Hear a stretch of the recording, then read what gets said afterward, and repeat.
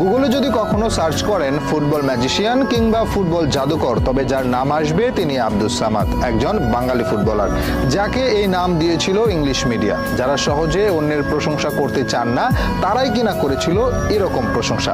ভাবা যায়? ভাবতে হলে আগে জানতে হবে এই আব্দুস সামাদের ব্যাপারে। কে ছিলেন এই ফুটবলার? 1885 সালে যার জন্ম, 1964 সালে মৃত্যু। তবে বিদায়ের আগে নিজেকে প্রতিষ্ঠা করে যান ফুটবল জাদুকর হিসেবে।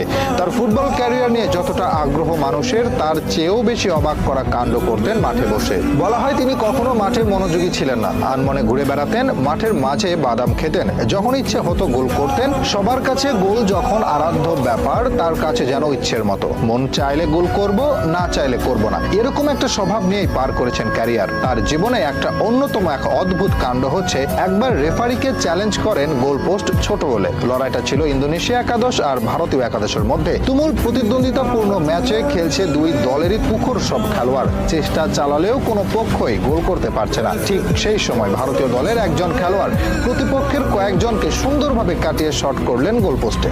বল পোস্টে লাগলে রেফারিকে গিয়ে বললেন পোস্টের সাইজ ছোট, সেটা মেপে দেখতে। রেফারি ভাবেন মজা করছেন সামাদ, তবে তার জোড়াজুড়িতে পোস্ট মেপে দেখা যায় সত্যিই পোস্টের সাইজ ছিল ছোট। এরপর পোস্ট ঠিক করার পাশাপাশি তার শটকে ধরা হয় গোল হিসেবে। প্রচলিত ছিল মনে চাইলেই গোল করতে পারতেন তিনি, গোল ছিল তার ইচ্ছের ব্যাপার। একবার তৎকালীন ভারত খেলতে নামে চীনের বিপক্ষে, ইনজুরির জন্য বেঞ্চে রাখা হয় সামাদকে। তবে প্রথমার্ধেই 3-0 গোলে পিছিয়ে পড়ে ভারত। কোচের কাছে অনুরোধ করেন তাকে নামতে দিতে, যদিও ঝুঁকি নিতে চাননি কোচ। তিনি অনুরোধ করেন 15 মিনিটে 4 গোল করে উঠে যাবেন, এবং সত্যি 15 মিনিটে 4 গোল করেন এই ফুটবলার। অতীতে কলকাতা একাদশ ও ইংল্যান্ড একাদশের মাঝে খেলা হতো, তিনি একবার চ্যালেঞ্জ ছুড়ে দিলেন, এবার ইংল্যান্ডকে হারাবে তারা।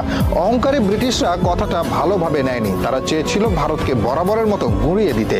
তবে এবার আর সেটা করতে পারেনি, উল্টো হজম করে এক হালি গোল, যার নেপথ্যে ছিলেন সামাদ। তার এরকম পারফরমেন্সে বিমোহিত হয়ে শেষ পর্যন্ত তাকে ফুটবল জাদুকর হিসেবে আখ্যা দেয় ব্রিটিশ মিডিয়া। এরকম আরো অসংখ্যবার অদ্ভুত পারফরমেন্স দেখিয়ে আলোচনায় ছিলেন তিনি। দুর্ভাগ্য যে সেই সময় ইন্টারনেট ছিল না এত আধুনিক ক্যামেরা, নয়তো এই প্রজন্ম জানতে পারত কত বড় একজনকে মিস করেছি আমরা। 1938 সালে ফুটবল থেকে অবসর নেন তিনি।